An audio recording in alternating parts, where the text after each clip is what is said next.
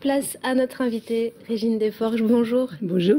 Alors vous êtes à Brest ce mardi pour présenter votre livre « Toutes les femmes s'appellent Marie », sorti aux éditions Hugo et compagnie. Dans ce court récit, vous racontez l'histoire d'une mère qui cède aux pulsions sexuelles de son fils handicapé pour éviter qu'il ne se jette dans les bras d'autres femmes. D'où vous est venue l'idée d'écrire un tel roman? L'idée m'est venue, ça fait très longtemps que j'avais envie d'écrire un roman de ce type.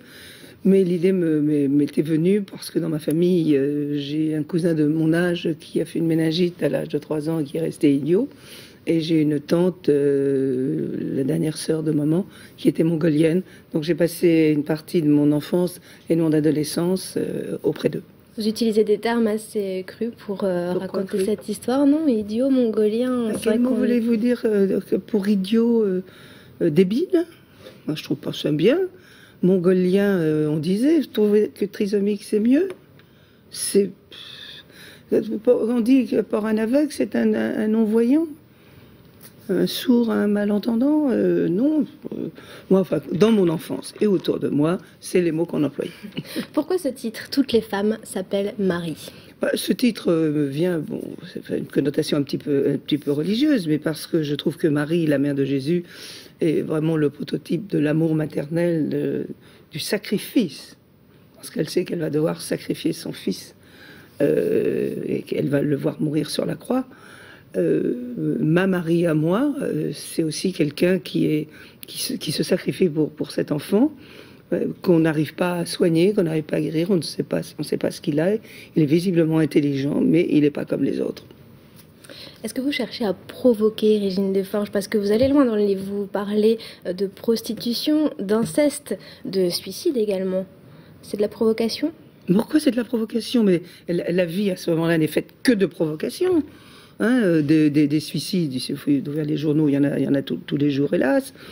De l'inceste, il y en a aussi, mais moi, c'était pas du tout mon but. Hein. Ce que je voulais montrer, c'était la solitude d'une jeune femme face, et son désarroi face à un enfant qui n'était pas comme les autres. Que pouvait-elle faire pour lui? Bon, il se trouve qu'il grandit et qu'en grandissant, il a des pulsions sexuelles et qu'il tente de violer une jeune fille. C'est pour ça qu'elle va s'abandonner à lui. Mais c'est pour elle quelque chose d'excessivement douloureux. Quelle est l'ambition du livre alors? Faire bouger les choses? Pas au départ. Pas au départ. J'ai pas eu du tout cette ambition-là. Mon désir, plutôt que mon ambition, c'était de raconter cette histoire-là, telle que je la ressentais. C'est-à-dire que je me suis sentie très proche d'une femme, telle que Marie. Mais des autres protagonistes aussi.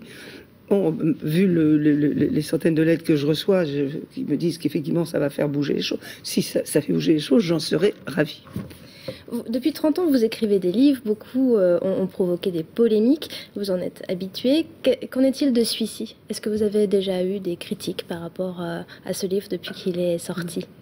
Non, depuis qu'il est sorti, je n'ai eu que de très bonnes critiques. Enfin, je vous dis, j'ai une correspondance aussi bien d'écrivains, d'hommes politiques, de gens de n'importe, de la rue, via Internet, ceci, qui sont toutes...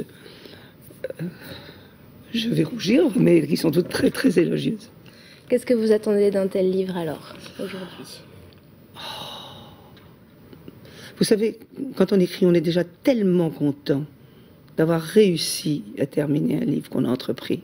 Et que moi, ma victoire, c'est de mettre le mot « fin » au bas d'un livre, d'un roman, d'un texte que j'écris.